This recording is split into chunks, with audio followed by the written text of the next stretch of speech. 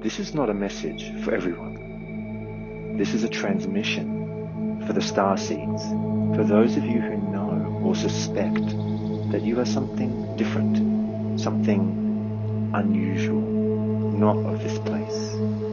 These are the messages for you that I, as the host of the MaxAnte, are bringing to you. Don't expect anything here to make a lot of sense. Everything is entirely paradoxical and is for you to interpret and for you to discern what is true. The 7 steps to being fully in the world. So, now we're up to step number 4. And we'll just do a quick review, the previous ones, which I've done in the other episodes. There is the first one, which is being fully integrated into your body. So getting grounded in your body. That's the number 1 priority. And what does that really mean? It means being grounded in the world, in the whole natural world here, which is where your body operates. And as well, that's part 2 of that.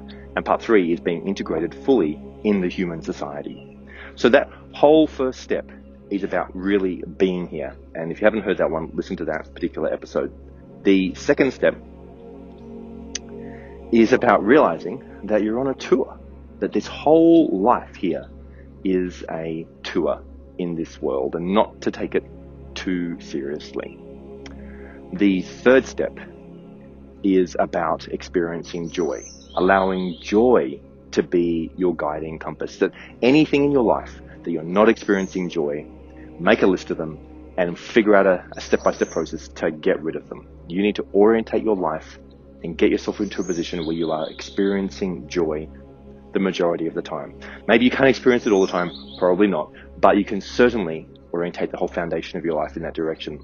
Now, I said previously that I didn't think that many people in the world had even got beyond first base. Like, sure, there are some people, a lot of people are at work on the first step of being grounded in their bodies, being empowered, being here, financially, socially, physically, all these things. That's the first step there.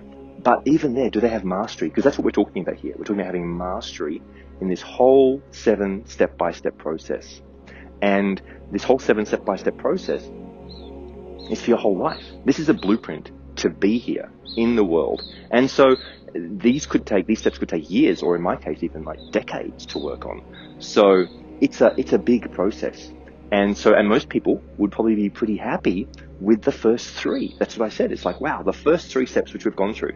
So beyond that, we're going to get into, some expansive territory. This 4th step is actually an outgrowth of the 3rd one, of experiencing joy. And so this ought to be just really a natural inclination, this 4th step, beyond the 3rd one. And what is it? Well, once you have grounded yourself in experiencing joy, once you know what joy is, and a lot of people don't even know really what real joy is, like as a child, as being playful, as just having an open, free heart, like without restrictions, really just loving your work, loving your days, loving the people in your life, just being relaxed here, this joyous being. If you want to use other words like being peaceful or being happy, whatever works for you, but you get the sense of it. Now, most people hopefully did experience that in their childhood. Unfortunately, a lot of people didn't. So people who didn't even experiencing that in their childhood, they might not even know what that really is. So that becomes a journey unto itself. For some people, it could be their whole life, learning and unpacking to just experience joy. What does it mean to feel joy and happiness and a lightness here in this world? And that's a great adventure to go on, a wonderful quest. So once you've started to experience that, this 4th step comes into play, which is now you start to share your joy with others. So the people around you, other people in the world, wherever you are, you have a focus on them experiencing joy, on them having a good time here. Now, if you like, another way of thinking of this sharing the joy is as love, sharing love in the world. Whatever resonates best for you. If you want to think of this as being loving, of being compassionate, of sharing joy, They all point to the same thing: opening your heart that's filled with love and compassion and joy, and sharing that with the world. Now, a lot of people get this around the wrong way. They spend their whole time focusing on making other people feel happy, making other people feel joy, making other people feel relaxed and great here. Well, what about you? So don't get this in the wrong order. First, focus on yourself, because it can't be truly deep. It can't be really authentic unless you are grounded fully in your own experience. Otherwise, it'll be off. Most likely, you'll be feeling a bit stressed out, running around trying to help other people. You know, if you've got a bleeding heart wanting to help the world, reorientate that. Bring it back to your experience, because guess what? You are the world. You just want to go out there and help other people. Well, guess what? You're people too. So if you've got this mindset, and I'm not saying that you do, but some people do, if you have this mindset of just, other people are the priority, well, where do you fit in this? And how come you're not one of those people too? Really start to question your assumptions here. What programming did you go through? What hypnosis were you put under? What kind of trance were you raised in, where the priority was other people, always looking out for them, being a supporter, being a healer, or whatever. So you need to focus on getting yourself in a great space. That's why this is a step-by-step process. The first step is about really grounding yourself here, your body, your spaceship, this being that you are in the world, getting that in order in all aspects, physically, socially, in the world, in nature. And then figuring out that this is just like some crazy ass adventure that you're on. This almost a bit like a joke. It's like you've been dropped off here and this is a tour, a safari in this crazy world. And thirdly, now, wow, how can I have a joyous time here? And yeah, you know what? It ain't necessarily easy. And it's not going to be joyous 100% of the time. Guess what? You're in samsara. That's what the Buddha called it. Samsara. This non-stop cycle. Well, he referred to it as a non-stop cycle of birth and death. Maybe. Let's not go there yet. Let's just have a look at it as this. What is samsara? Samsara is an unsatisfactory realm. What kind of realm? The totality. Basically, he said the whole universe, except for there was something beyond it. And that something beyond it was free of all suffering, all discomfort. It sure sounds a bit like the way the Christians refer to heaven, doesn't it? Well, we'll leave that for further episodes. But basically, this environment that we're in, this world situation that we're in at the moment, there's a lot of troubles going on here. And so, and not only that, it's a systematic approach to having you in lockdown, in having you stuck in a sticky web of difficulties, of hurdles, of upsets, dramas, issues. All this stuff is going on for people all the time. And they've got their backlog to deal with, and then these new ones keep happening. People keep spinning new dramas on each other. So in the face of all of that, I say, focus on creating joy in your life. Really, just look at this and go, wow, what do I need to do? Where do I actually want to live in the world? And if I don't really know, maybe I haven't even explored the world. Have you explored the world? I grew up in that penal colony that used to be, they refer to it as Australia. I found it extraordinarily restrictive. It was not a society that I enjoyed being in at all. And I went and started exploring a little bit in the world. I started going to India every year. And then beyond that, I realized that there were radically different experiences in other countries. And then eventually, I got to pack up my whole life because this orientated me, this quest for freedom and this quest for joy. And I started just radically exploring the world, non-stop. I've been doing that for more than 6 years now. Just constantly traveling, moving around. Why? Because I wanted to find the places where I felt the most joy, where it felt basically freaking fantastic all the time, where the costs were low, where the stress was almost gone or minimal. Everything was easy. I'm looking for easy and simple. This world is complex and difficult enough. why would you want to make your life any more difficult? Why would you want to go and live somewhere expensive? I mean, even if you've got loads of money, unless that's joyous for you, unless you really get a kick out of having to wear fancy clothes and drive around in fancy cars and go to fancy restaurants and live in a fancy apartment on some penthouse floor, if you love that, great. I mean, really, I'm not kidding. I celebrate whatever is joyous for you. But start to have a think about it. Maybe you haven't really explored what it's like to live in other places. Maybe that's even become routine for you, living in some just fancy apartments and hotels or whatever. Maybe you've never actually gone and lived with the real people. You never know. Maybe that might even be more joyous. But if you never try it, if you don't start mixing it up, if you don't start running experiments, that's the key here. It's an experimental life because you're on a tour.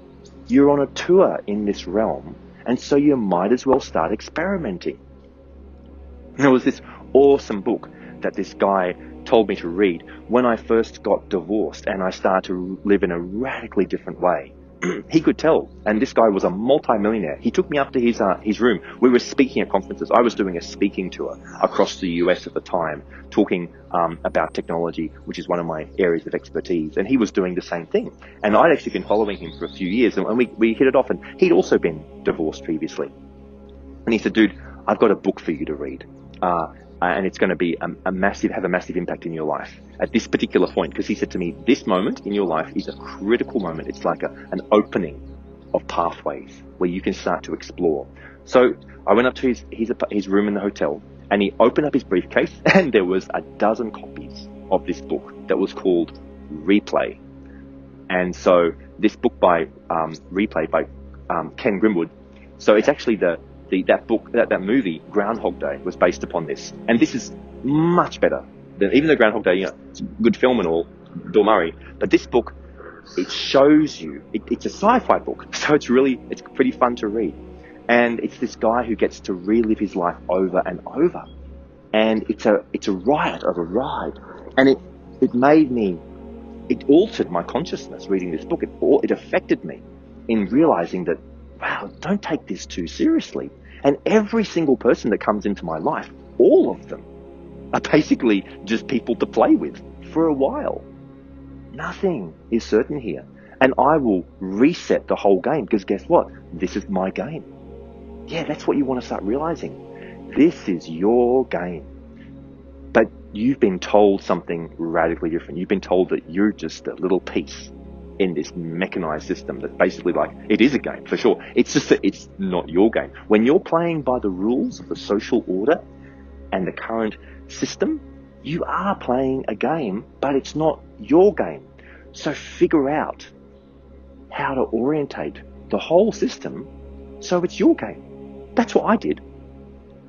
I started working on this in 1999 when I first heard these concepts about how to hack the system. 20 years I started researching, unpacking, pulling apart how this social structure works, so that then I could orientate the whole game.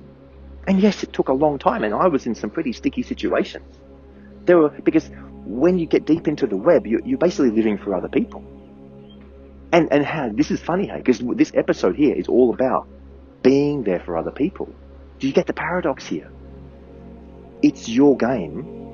The priority is you being here, because guess what? You're the one breathing. It's your body, even though, paradoxically, it's not even your body, because you can't keep it. It belongs to Gaia. It belongs to the earth. At the end, you will go back to the earth. You'll be eaten by worms, unless you're cremated, and then you'll just be scattered in some dust pile or some trees or, I don't know, the ocean or whatever. Don't kid yourself. This is a short while that you're here on this tour, and if you haven't maximized your joyous experience here, what on earth are you doing? Because nobody else is going to show up and show you the way. Well, except, well, I'm here, and there are a lot of other obviously great people speaking about all this, but they generally talking about how to be more effective, more productive, more successful. This whole massive trip about being successful, that's all more fodder for the machine. Yeah, they want you to be a success in the world, rich and all that, so that then, there's more money in the system. more taxes for you to pay, more restrictions for you, typically because you have to get a bigger house and a bigger business and more employees and paying people and just the responsibility. Is that what you want? So when at the end of your life, you've got like more of those points, more of those numbers, you've got a bigger bank account, you've got more properties. Great. Tick the boxes. And if that floats your boat, if that is where your authentic joy is, go for it. But it needs to be authentic, and I highly recommend that you research, you investigate for yourself about your upbringing, about your programming. Where did all this come from? Is this really your nature? This orientation to be a success? What does that even mean? How about just getting real and grounded, being here, having a living experience of joy, while at the same time confronting the reality of what everybody else is going through? There's a lot here to do in each of these points. Because while you, like for me, if you can get yourself here, where you're experiencing a joyous life, where you're only doing the things that you like to do, where you're only eating at the places that you want to eat, hanging out with the people where you want to hang, wow. Yeah, dude, I'm doing that. I've been doing that for more than 6 years now, non-stop. My life is a riot. I'm having a blast in this world. And so therefore, I'm done. Like, for real. Like, if I get killed today, hey, all right. It's going to happen at some point. I just had to make sure that I pushed all the limits as far as they would go. And yeah, I've certainly done that. And that's why we're going through these 7 steps. It was a priority for me to keep on pushing it, going beyond the edges. I wanted to know what it was like to, just to live in the fanciest apartments, to live in the most extraordinary cities in the world, to have, deep, true love, to have wild sex, to have, just delicious food, to meditate in silence for months, on and on. I wanted to go on boats and planes and, everything. I wanted to ride motorbikes, all of these things I wanted to do non-stop, and even more, even crazier stuff. I wanted to know what it was like to live in other dimensions. I wanted to see what UFOs look like. I wanted to go in whether in magical realms. It just went on and on. And yes, all of those things have been experienced, such that, at the end of the day, when I'm watching UFOs flying around and there's a beautiful sunset, I'm like, oh, which one shall we look at when I'm with my friends? Because we've seen so many of these things now. When we were together, living in the most magical places in Mexico. And I love Mexico so much. I love Asia so much. Living in Thailand. These are some of my favorite places to be in the world. Just joy. Being in places where, you just get a massage every day. It's $5. If you're not living like this, well, I hope, maybe this is pissing you off.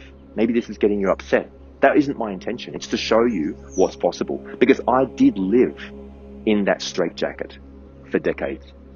And it was no fun. But I had responsibilities to fulfill upon, and I did. I'm not telling you not to fulfill upon your responsibilities. Absolutely. Because everything has consequences, and there could even be cosmic consequences. I'm not saying that there is. I don't want to freak you out, because that's the other thing, that all those groups and organizations and cults, and the religions that the big cults, they try to scare you into, having to toe the line and do the right thing, all that stuff. I'm not telling you about that. I don't know the accounting ledger system of the universe at all. I don't even know if there is one. But I do know what it's like to have a restful heart. I do know what it's like to be authentically connected, and to know when you put your head on the pillow at night, when your day ends, which is the end of your life for that day, because you just get each day is its own little life. When you end each day, are you authentically happy? Are you authentically relaxed and peaceful with your life? Have you actually been there for the people that are counting on you? And if you've got children, yes. Children, well, they are completely dependent upon you, because they can't do anything without you. If you're a parent, they need you. You actually brought them here, whether you intended to or not. Their arrival in this realm was deeply linked up with you. And so there is a bond there, and I would say actually like an obligation to be there for them and to assist them as much as you can. So this is sort of this part where creating joy for others. So if you've got significant people in your life, there's also obviously your parents and the elderly potentially. Who do they need you? How much do they help you? Really have a look at it. Look at the quid pro quo or whatever. Look at the relationships and who really helped you out, and how can you return the favor? What is authentic for you? Don't run away from anything. It's all paradox. Don't run away, and yet live your life on your terms. Make this game your game. Bring the joy to you. And then once your cup is full, authentically full, can you share this with others? It doesn't have to be in a big way. I'm not saying that you need to go and set up, food relief camps, or, just go and set up homeless shelters, or go and create a massive organization that's going to feed people all over the world. Maybe that could be joyous for you. You see, that's the thing. That's the litmus test. Is it joyous? Are you authentically experiencing joy? For you, maybe it's just helping like one person in your life have a great time. I've been doing that. I reckon that's awesome to do. If you've got a lover, a partner, somebody special in your life, and if that's where you get your most joy as well, is helping them have a joyous time, awesome. Do that. And of course, let's not forget the sharing of the joy with all the other beings as well. All the other animals and creatures and trees and nature. So it's not only in the human realm for you to consider this, but expand upon that and really feel into how far can you share this joy? Because you're in a world which is teeming with life. So much life is here. And it's all wanting to experience a joy in its own form. Like, even the insects and the animals and plants and trees, and they all have their own version of that.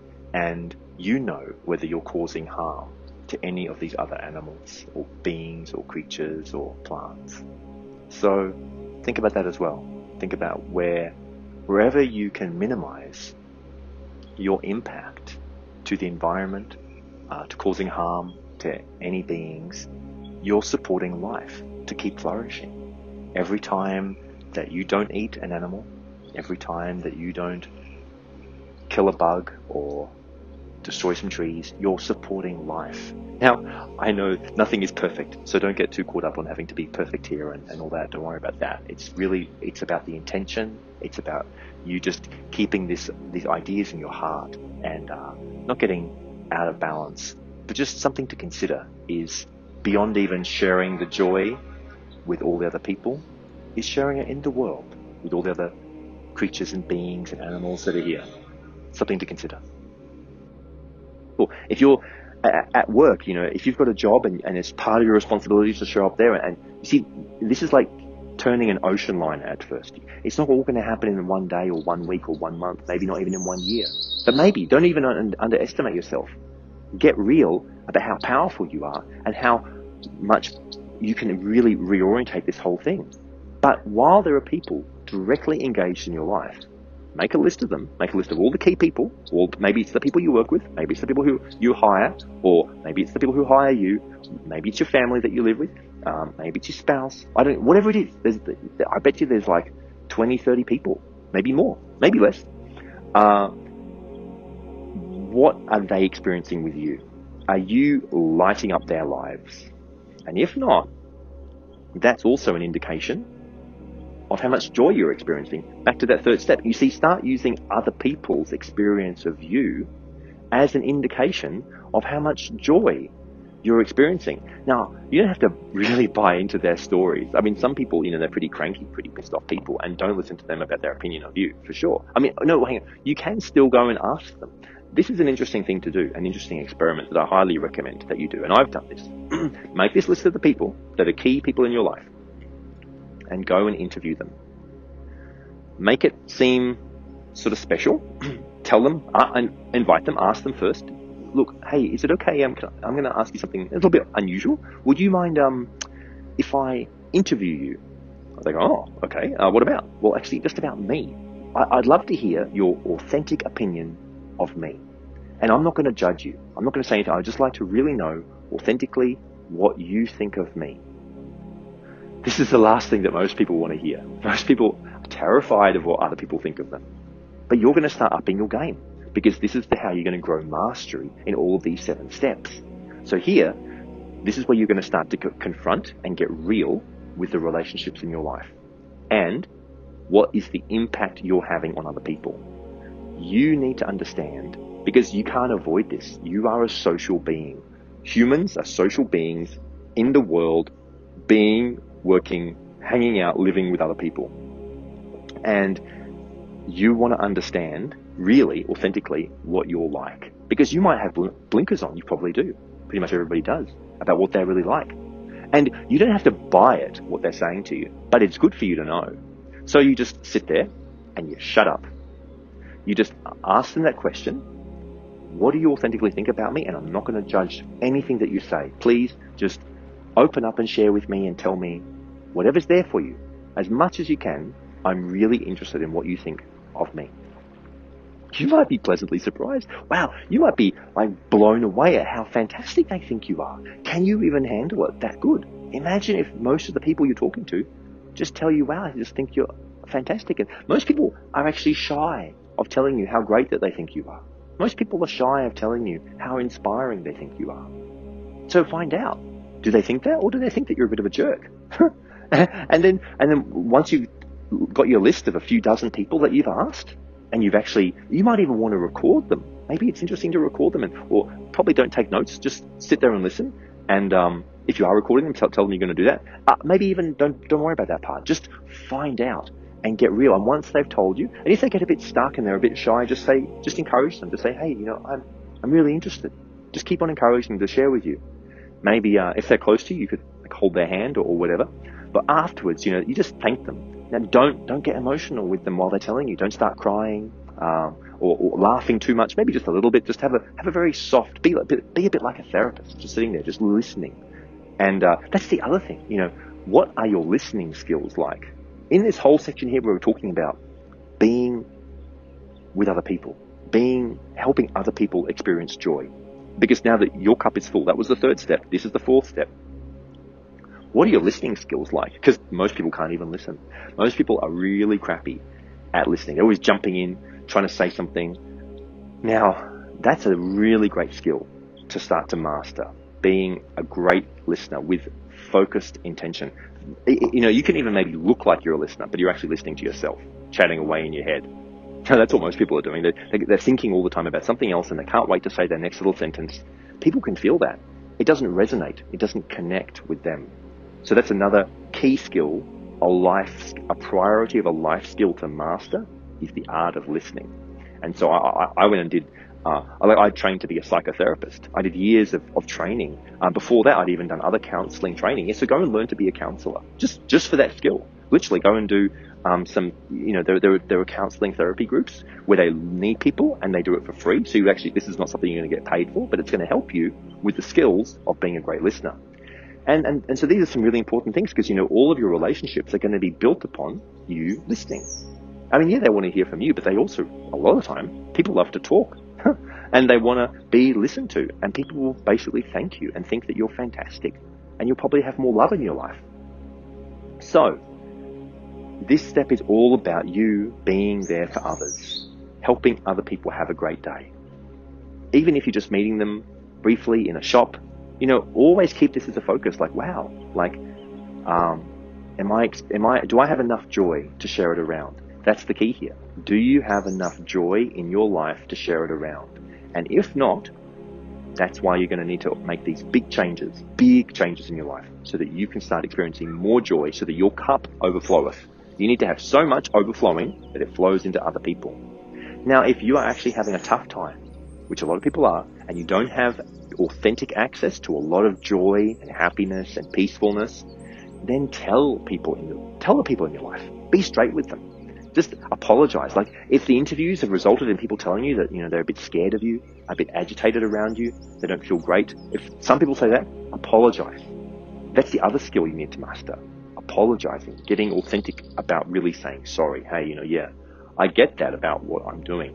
I'm sorry about that. And you're going to fumble and stumble with all this stuff. You're not going to be a great listener at first. You're not going to be great at saying sorry at first. But it starts with practice. And so then you're going to apologize to people after the interviews. If they've told you something like this, you're going to say, hey, look, I'm really sorry. This is what I'm dealing with in my life. And I'm here to tell you I'm going to make amends. I'm going to start changing my life. I'm going to start reorientating things. I'm going to become a better person. I'm going to become somebody that, I'm proud of and that you would want to hang out with.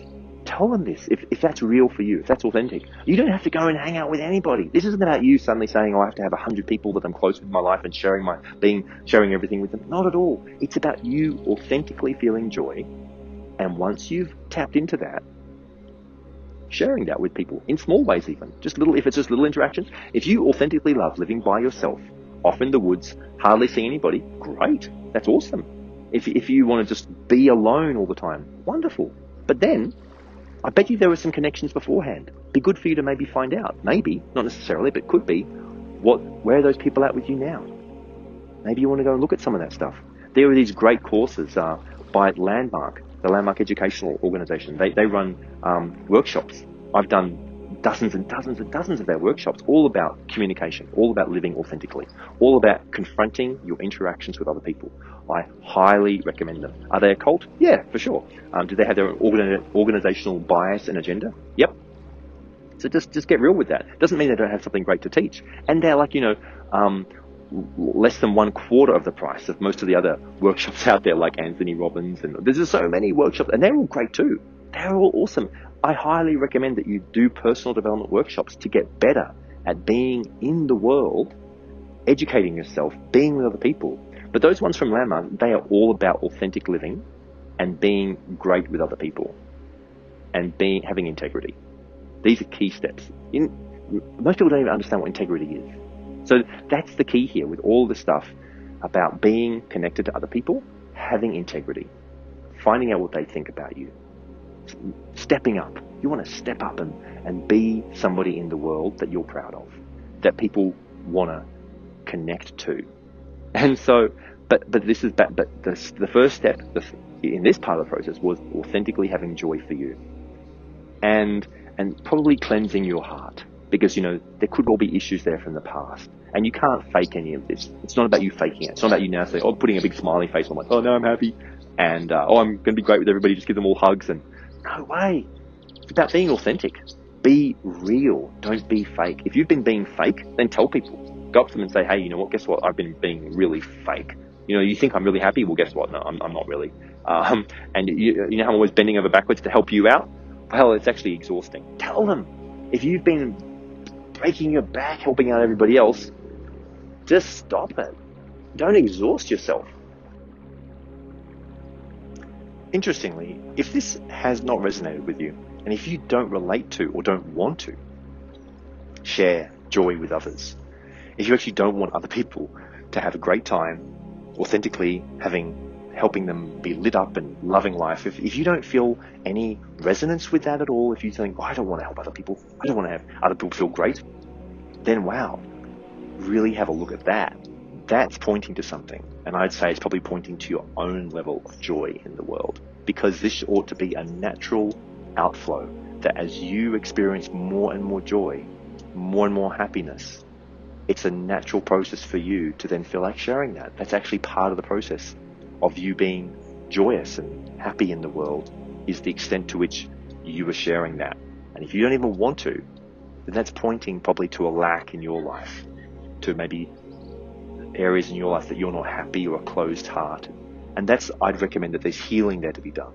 That was part of going back to that third step of you experiencing joy, and probably you needing to start welcoming healing into your life and transforming. So start looking at, what is it going to take for you to become a fully relaxed, lit up, happy, joyous person in the world? How much healing you need to go through? I think that would probably be the place for you to start to look. And the other relationships in your life and the way you relate to people is an indication, a very, very big indication, of how much joy and love, authentic, real love, that you have in your life for being here. And sometimes in life, we have these situations where there are people who we basically have to help. They're so important to us, like our parents, like a child, like a baby, and that can be exhausting. Obviously, those are priorities. Those are key times. You see, life is an ebb and a flow. It's not all going to be smooth and just one directional and consistent. Now, there are some times that are going to be super intense. Some of those times can last for years. And you're going to really need to have the courage and the energy, the wherewithal to get through those times and really be there for those people, because those people could be so important to you that you're willing to just go all out, to put yourself on the line, to exhaust yourself. Yeah, even do that. You see, this is all paradoxical. This is not all just like a simple little formula. No, definitely. Key times when you are going to have to exhaust yourself and be there for other people. That will probably happen. And so just realize that is a chunk of time, and it's going to change. You see, that's the thing. Everything's going to keep on changing. Even if you have a child that you're raising or a whole family, and you're just like, oh my God, this is so much work and all this stuff, understand that it will come to an end. It completely ends. It might take 20 years. Maybe you've got an invalid parent, and they really need your help. And maybe you're just going to be looking after them, and maybe you even just don't know how you're going to get through. Well, just find a way. Meditate. Go for walks in the park, and get the support you need. See, that's the thing here. You're going to need to get the support you need to be there for these people, and at the same time, understand that it's going to change. That nothing lasts forever, and that these key times in your life, that they will come to a close, and whole new chapters will open up. And that's what there is to look at. Wow, all of these new chapters opening. Where's this taking me? You don't know. It's a big, bold adventure. And so, that's this fourth step. And I highly recommend that you just dive into this. And you can do these things in tandem, obviously. This is like some of these parts here we're talking about, you experiencing joy, being there for others. Yeah, this is a process where you can start to explore these areas together. So there you go. Jump into the adventure and listen out for the next step in the 7-part process.